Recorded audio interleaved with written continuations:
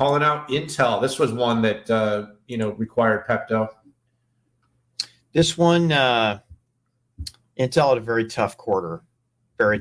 So I'm probably going to spend less time on the quarter and more time on long term. But listen, they were. Let me pull up my notes here.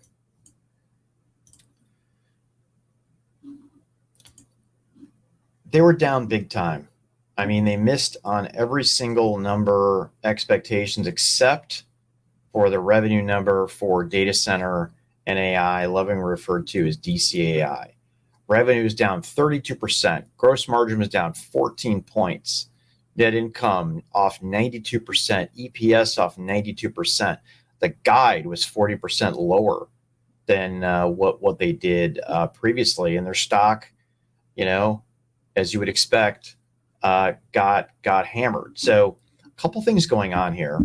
First of all, you've got a confluence of things going on at the same time. And one thing I want to lead by saying is these semiconductor turnarounds take years. I mean, you have design, you have manufacturing. Those could take 5 years to get. It takes 5 years from a grounds up design to turn something around. And Intel took a 3-year fab lead and put it into a 2-year lag. And this is, we had the chance, both of us talked to Pat Gelsinger yesterday, and he committed to the on track for 5 nodes in 4 years. So this quarter, mixture of macroeconomic issues.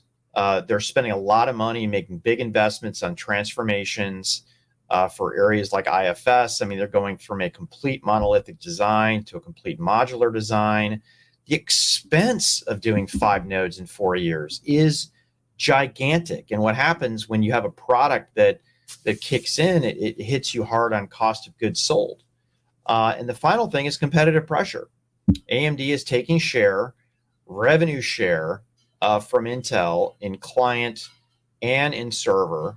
Now, when I look at the gross margins, and I wish I could see the gross margins of the client business, I believe there's a price war going on, and Intel is doing a meat comp strategy, which is a big reason why their margin was literally 39%. I think it could have been lower had they not changed equipment depreciation to 3 years. So that's really all I'm going to talk about this quarter. I mean, it was not good. So you have to look at what drives a company like Intel. There's a lot of things that I use as milestones. My number one milestone right now is on their core manufacturing technology, aka nodes. So what did Intel say? Intel 4 is manufacturing ready. Intel 3 is on track, 18 and 20 angstrom. Silicon is running the fab and of a major potential foundry customer. It's a big deal. Meteor Lake, which is the first disaggregated client product for second half, and Lunar Lake on track for production readiness in 2024. Now, this is the number one. Sure, design matters, but when you're playing catch up here, what Intel is trying to do here to compete with companies like AMD and even Ampere Computing out there in the marketplace is their compute tiles are probably twice the size of what AMD's and Ampere's are. And again, I'm making these numbers up right now, but when you have larger silicon, you can't put as many cores on a package. It's just very simple. Intel is taking a bold approach. I like the approach using accelerators, but it's not nearly as easy as, let's say, what AMD and Ampere are doing. So I have not lost faith in this company moving forward. If they miss their nodes, I will have my doubts. But as long as they keep on this trajectory, I'm pretty positive. And the other thing is, I think TSMC keeps having missteps, and not missteps in process, but missteps in terms of how they're dealing here in the U.S. If IFS gets a toehold on advanced technology in the U.S., it is going to be ugly for TSMC. NVIDIA is already signed up for IFS through Ramp C in defense.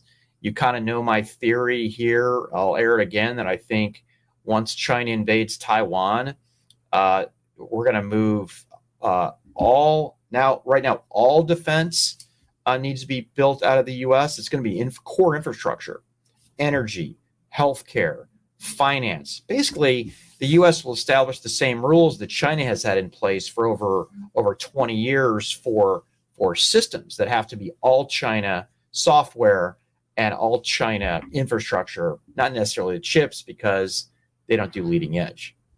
All right, there we go. Well, you hit most of the important stuff there, Pat, but I'll kind of add a few comments that I think. One is there was no surprise here. What happened was largely what was expected.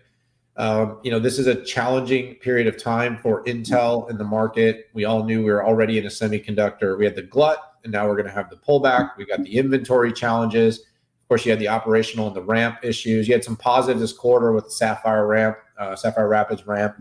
That looks good. It was good to see some growth from IFS, and of course, Mobileye doing great. But they really are their own company now, so it's more of it's part of their investment portfolio, and they still own a lot of it, by the way. I think you hit it on the head, Pat. I got asked by a couple of journalists yesterday about kind of what is the turning point for Intel. And, the turning point is this 4 and 3, this very aggressive process strategy, this IDM2 that Pat Gelsinger has laid out. They've got to hit it. They got to hit it every single time. And if they hit it every single time and they deliver, they're going to get back on track for process leadership, and they're going to reinvigorate confidence in the market. But again, Pat came in with this whole say-do thing. And the thing is now he's being held to it. And so he's saying the right things, but the doing is going to take time, and seeing it happen, Pat, you said it's a multi-year turnaround. It is a multi-year turnaround. Building a fab is a multi-year process. Getting their toe in on leading edge is something I do believe they're very capable of doing. And by the way, it won't only be because Intel's doing things right. It will also be because it will be driven by policy. The policy is starting with defense, but it will become more than just defense. It will be a technology leadership conversation, and it will be a resiliency conversation. A lot of people think CHIPS Act passed because of the supply chain. And realistically, the supply chain brought the CHIPS Act more into focus, but it was always about defense was why we needed to bring more leading edge back.